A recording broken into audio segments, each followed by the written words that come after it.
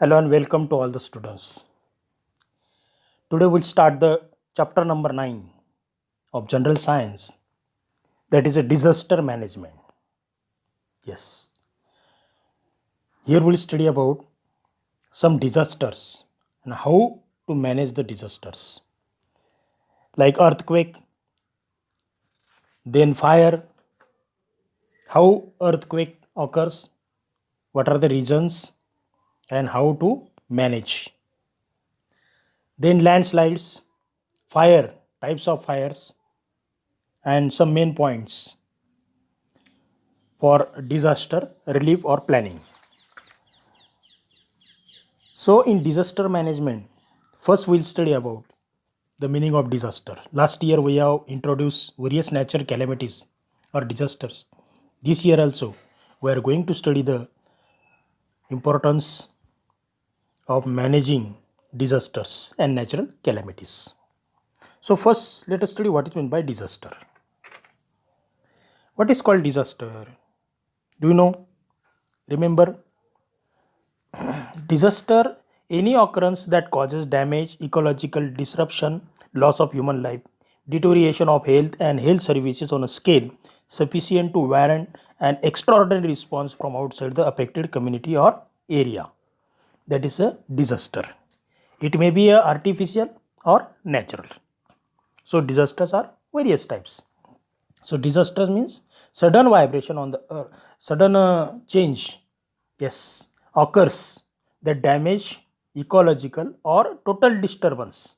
That is a disruption of earth. That is a disasters. We must know about the definition that it may be natural or artificial. So first we'll study about earthquake. What is my earthquake? Sudden vibration on the earth and shaking of the earth surface or ground is called as a earthquake. भूकंप त्याला आपण म्हणतो. Yes. तर earthquake झाल्यामुळे काय होते की जमीन त्या ठिकाणी हलते, व्हायब्रेट होते आणि त्यामुळे लॉस मोठ्या प्रमाणात होतो. हे बघा, ज्यावेळेस अर्थक्वेक होतात त्या ठिकाणी अशा प्रकारचे व्हायब्रेशन होतात. येस. आणि त्यामुळे काय होते की बिल्डिंग ह्या कोलॅप्स होतात, त्यांना क्रॅक्स जातात. येस, त्याला म्हणतो आपण अर्थक्वेक्स. आणि आपण न्यूजमध्ये पाहिलं आहे की अर्थक्वेक्स दरवर्षी होत असतात. Yes. So that is a sudden vibration on the earth and shaking of the earth surface or ground, that is called earthquake. These cause seismic waves leading to movement of the earth surface like tremors, shaking, or it goes up down. The shocks and waves forms in the interior of the earth spread on the surface in all direction. म्हणजे पूर्ण डायरेक्शनला त्या ठिकाणी हे vibration हे फैलतात. Yes, shocks त्याला आपण म्हणतो आणि त्यामुळे ही अर्थ व्हायब्रेट होते. त्याला ही energy is a type of energy. Yes, is a wave in the form of energy and that vibrate the earth. The central point of the earthquake is the point above the epicenter on the earth's surface. Strong convulsions or waves at first reach to the epicenter and therefore major loss occurs near to that area. आता epicentre आपण कशाला म्हणतो आपण पुढच्या वेळेस पण थोडं बघणार आहोत. अर्थ आहे म्हणजे अर्थक्वेक हे कुठे होत असतात. अर्थ तुम्हाला माहिती आहे, interior of the earth you have studied about that. Yes, earth crust. Yes, त्या अर्थक्रस्टमध्ये त्या ठिकाणी व्हल्कॅनो, येस तुम्हाला माहिती आहे, टेक्टॉनिक, या ठिकाणी अशा टेक्टॉनिक प्लेट्स तयार होतात. या टेक्टॉनिक प्लेट्स तयार झाल्यानंतर त्या ठिकाणी अर्थमध्ये अशा प्रकारचे व्हायब्रेशन्स, येस, मेंटल तुम्हाला माहिती आहे, त्या मेंटलमध्ये हा व्हल्कॅनो असतो. येस, आणि तो बाहेर येण्याचा त्या ठिकाणी प्रयत्न करत असतो आणि तो एवढ्याच प्रेशरमध्ये त्या ठिकाणी बाहेर येतो. तो हॉट असतो. Hot gases they are coming. किंवा ज्या ठिकाणी या प्लेट्स तयार होतात त्या प्लेट्समधून हा इरप्ट होतो आणि त्यामुळे त्या ठिकाणी बाहेर आल्यानंतर त्या ठिकाणी अर्थ ही व्हायब्रेट होत असते. So that is also the reason. So shocks occurs due to an earthquake can be mild or intensified. म्हणजे ते कमी असतात किंवा जोराचे असतात.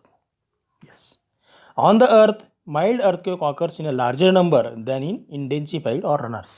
येस, ज्यावेळेस या ठिकाणी अर्थक्वेक होतात त्यावेळेस अशा प्रकारे त्या वेव्ज या ठिकाणी जमिनीमधून वरच्या दिशेने येतात आणि अर्थ ही व्हायब्रेट होत असते. येस, अशा प्रकारे. आणि त्यामुळे बिल्डिंग्सला क्रॅक्स होतात आणि बिल्डिंग कोलॅप्स होतात आणि त्यामुळे मानवी जीवनाचं नुकसान होतं, जीवन विस्कळीत होतं, बरेच त्या ठिकाणी ढिगाऱ्याखाली दाबले जातात. अशा प्रकारचे हे अर्थक्वेक्स जर आलं तर ते भयानक परिस्थिती या ठिकाणी करून जातं. अशा प्रकारे बघा तुम्ही पाहतात तो बिल्डिंग्स या ठिकाणी क्रॅक्स होतात आणि मग त्यामुळे त्या कोसळतात. Every day earthquake are notice at some or other places on the earth. या ठिकाणी बघा क्रस्टमध्ये लिथोस्पियरमध्ये या ठिकाणी हा अर्थक्वेक होत असतो. अर्थमध्ये या लिथोस्पियरमध्ये हे व्हायब्रेशन या ठिकाणी येतात आणि अर्थ ही मूव्ह होते, मुवमेंट होते म्हणजे व्हायब्रेट होते. So according to observation of National Earthquakes Information Center, every year nearly 12,400 to 14,000 earthquake occurs on the earth. बघा या ठिकाणी हा जो सेंटर पॉईंट असतो ज्या ठिकाणून हे या ठिकाणी वेव्स तयार होतात त्याला म्हणतात हायपोसेंटर. त्याला काय म्हणायचं? सेंटरचा हायपोसेंटर.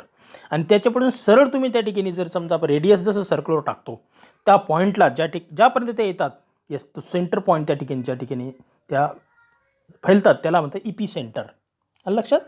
So remember hypocentre and epicentre. So the centre point of the earthquake is the point above the epicentre on the earth surface. आणि अर्थक्वेक्सचं मेजरमेंटसुद्धा त्या ठिकाणी केलं जातं की how earthquakes are measured. Yes the machine or instrument which record the earthquake is called as a seismograph और seismometer. Yes हे सेस्मिक वेव्ह त्या ठिकाणी करतात. हे सेस्मिओग्राफ आहे हे अर्थक्वेक मेजर करण्याचं इन्स्ट्रुमेंट आहे. अँड द ॲसेन्शिएशन इंटेन्सिटी म्हणजे अर्थक्वेकची इंटेन्सिटी जर मोजायची असेल measure in Richter scale. Yes Richter स्केलमध्ये त्या ठिकाणी त्याची इंटेन्सिटी मेजर करता येते. This is the unit of measuring intensity of earthquake. This is one of the mathematical measuring unit that is a Richter scale. So effects of earthquake are mention. There are so many effects of earthquakes are there. Yes म्हणजे अशा प्रकारे या ठिकाणी earthquakes या ठिकाणी जे hot gases असतात वल्कॅनोज वगैरे ते इरप्ट होतात, टेक्टॉनिक प्लेट्स तयार होतात आणि ते मूव्ह होतात आणि अर्थ या ठिकाणी सरफेसवर ठिकाणी येतात. Now let us will study about the next topic that is the causes of an earthquakes and effects of an earthquakes.